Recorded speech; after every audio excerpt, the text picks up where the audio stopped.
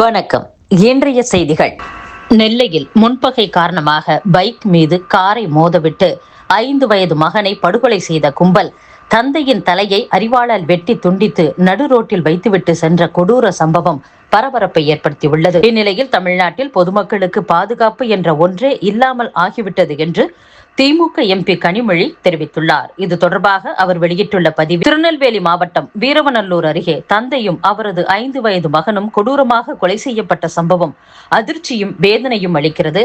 சட்டம் ஒழுங்கு முழுவதும் சீர்கெட்டு விட்ட நிலையில் தமிழ்நாட்டில் பொதுமக்களுக்கு பாதுகாப்பு என்ற ஒன்றே இல்லாமல் ஆகிவிட்டது. தாவேக அரசு முன்விரோதம் காரணமாக தொடரும் இப்பிரச்சனையில் மெத்தனமாக செயல்படாமல் குற்றவாளிகளை விரைந்து கைது செய்து அப்பகுதியில் அமைதி திரும்ப நடவடிக்கை எடுக்க வேண்டும் என்று தெரிவித்துள்ளார். கரூர் கூட்ட நெரிசலுக்கு திமுக தான் காரணம் என அமைச்சர் ஆதவ் அர்ஜுனா பேசிய பேச்சிற்கு எதிராக உச்சநீதிமன்றத்தை நாட திமுக முடிவு செய்துள்ளதாக தகவல் வெளியாகியுள்ளது. கரூர் கூட்ட நெரிசல் வழக்கை சிபிஐ விசாரித்து வரும் நிலையில் நீதிமன்றத்தை நாட திமுக முடிவு செய்துள்ளது. அமோனியா வாயு கசிவு ஏற்பட்டு 18 பேர் உயிரிழப்புக்கு காரணமான திருவள்ளூர் மாவட்டம் கன்னிகைப்பேர் இறால் பதப்படுத்தும் தொழிற்சாலையில் நாளையும் நாளை மறுதினமும் அமோனியா வாயு வெளியேற்றப்பட உள்ளது. இதனால் பொதுமக்கள் பாதுகாப்பாக இருக்க வேண்டும் என மாவட்ட ஆட்சியர் கவிதா வேண்டுகோள் விடுத்துள்ளார். திருவள்ளூர் மாவட்டம் கன்னிகைப்பேர் கிராமத்தில் செயல்பட்டு வந்த இறால் பதப்படுத்தும் தொழிற்சாலையில் ஜூன் 21ஆம் தேதி அமோனியா வாயு கசிவு ஏற்பட்டது. இந்நிலையில் நாளையும் நாளை மறுதினமும் தொழிற்சாலையில் இருந்து பாதுகாப்பான முறையில் தொழில்நுட்ப வல்லுநர்களால் அமோனியா வாயு அகற்றப்பட உள்ளதாக மாவட்ட ஆட்சியர் கவிதா தெரிவித்துள்ளார். மேலும் அவர் கூறுகையில், தனியார் தொழிற்சாலையில் இருந்து 500 மீட்டர் சுற்றளவுக்கு தடை செய்யப்பட்ட பகுதிகளாக அறிவிக்கப்பட்டுள்ளது. இன்று மாலை 6 மணிக்குள் தனியார் தொழிற்சாலையை ஒட்டி 300 மீட்டர் சுற்றளவில் அமைந்துள்ள பிற தனியார் தொழிற்சாலைகள், கடைகள், பள்ளிகள் மற்றும் இதர குடியிருப்புகளில் உள்ள பொதுமக்கள் பாதுகாப்பான இடங்களுக்கு வெளியேற்றப்படுவர். அமோனியா வாயு வெளியேற்றப்படும் நாட்களில் தேசிய நெடுஞ்சாலையில் தடை செய்யப்பட்ட பகுதியில் போக்குவரத்து மாற்றம் செய்யப்பட்டு வாகனங்கள் மாற்றுப்பாதையில் இயக்கப்படும். கன்னிகைப்பேர் வருவாய் ஆய்வாளர் அலுவலகத்தில் கட்டுப்பாட்டு அறை அமைக்கப்பட்டுள்ளது. பொதுமக்களுக்கு ஏற்படும் அவசர கால உதவிக்கு கட்டுப்பாட்டு அறையை 9925590412 என்ற மொபைல் போன் எண்ணில் தொடர்பு கொள்ளலாம் என்று அறிவிக்கப்பட்டுள்ளது. தமிழகத்தில் நடைபெறவுள்ள 7 தொகுதி இடைத்தேர்தலில் மதிமுக போட்டியிடாது என மதிமுக பொதுச் செயலாளர் வைகோ கூறியுள்ளார். இது குறித்து செய்தியாளர்கள் சந்திப்பில் பேசிய வைகோ, கடந்த காலத்தில் உதயசூரியன் சின்னத்தில் எங்களை போட்டியிட நிர்பந்தித்தது அதிமுக ஆட்சி அமைக்க திமுக வெளியிலிருந்து ஆதரவு அளிக்க முடிவு செய்ததாக கூறப்பட்டது. அது உண்மையெனில் இதைவிட பெரிய அரசியல் மோசடி இருக்க முடியாது. மதிமுகவில் இருந்து விலகியவர்கள் என் முதுகில் குத்தவில்லை, நேரடியாக நெஞ்சில் குத்திவிட்டனர். அவர்கள் எங்கிருந்தாலும் வாழ்க.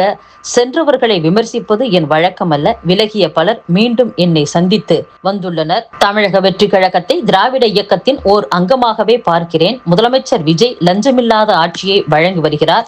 கமிஷன் கலாச்சாரத்தை முதலமைச்சர் விஜய் ஒழித்துள்ளார். தமிழகத்தில் நடைபெறவுள்ள 7 தொகுதி இடைத்தேர்தலில் மதிமுக போட்டியிடாது.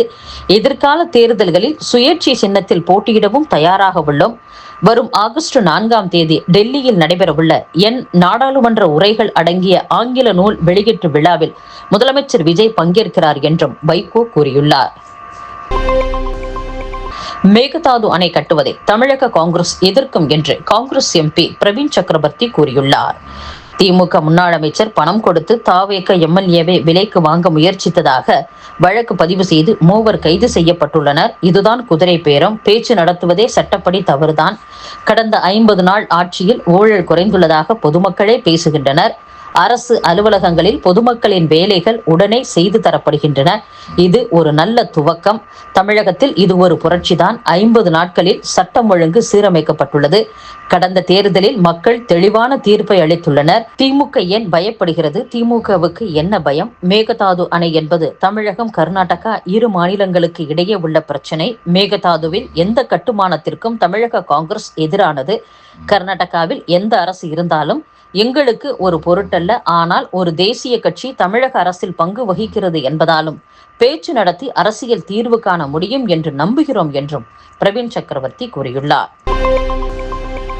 மதுரை தோப்பூர் எய்ம்ஸ் மருத்துவமனையை உடனடியாக துவக்கி மக்கள் பயன்பாட்டிற்கு கொண்டுவர தாக்கலான வழக்கை உயர்நீதிமன்ற மதுரை கிளை தள்ளுபடி செய்துள்ளது.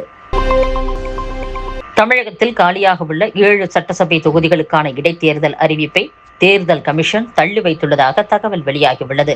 அதிமுக எம்எல்ஏக்கள் ராஜினாமா தொடர்பாக நீதிமன்றத்தில் வழக்கு தொடரப்பட்டுள்ள நிலையில் இடைத்தேர்தல் அறிவிப்பை தேர்தல் கமிஷன் தள்ளி வைத்துள்ளதாக கூறப்படுகிறது. திமுகவில் திருச்சி சிவாவின் மகள் காயத்ரி கடந்த 2022ஆம் ஆண்டே தாவேகவில் இணைந்து அடையாள அட்டை பெற்றுள்ளார். அவர் விரைவில் தாவேக பொதுச் செயலாளர் ஆனந்த் முன்னிலையில் முறைப்படி தாவேகவில் இணைய நேரம் கேட்டுள்ளதாக தகவல் வெளியாகியுள்ளது. அவரது கணவர் வக்கீல் முத்துக்குமார் திமுகவில் உள்ளது குறிப்பிடத்தக்கது. கன்னியாகுமரி மாவட்டம் கிள்ளியூரில் அணுக்கனிம சுரங்க திட்டத்திற்கான நில ஒதுக்கீடு காலக்கெடுவை தமிழக அரசு நீட்டித்துள்ள நிலையில் அதை திரும்பப் பெற வேண்டும் என்று முதலமைச்சர் விஜயிடம் காங்கிரஸ் கட்சியைச் சேர்ந்த அமைச்சர் சே ராஜேஷ்குமார் மனு கொடுத்து வலியுறுத்தியுள்ளார். இத்துடன் செய்திகள் நிறைவடைகின்றன. மீண்டும் நாளை சந்திப்போம். வணக்கம்.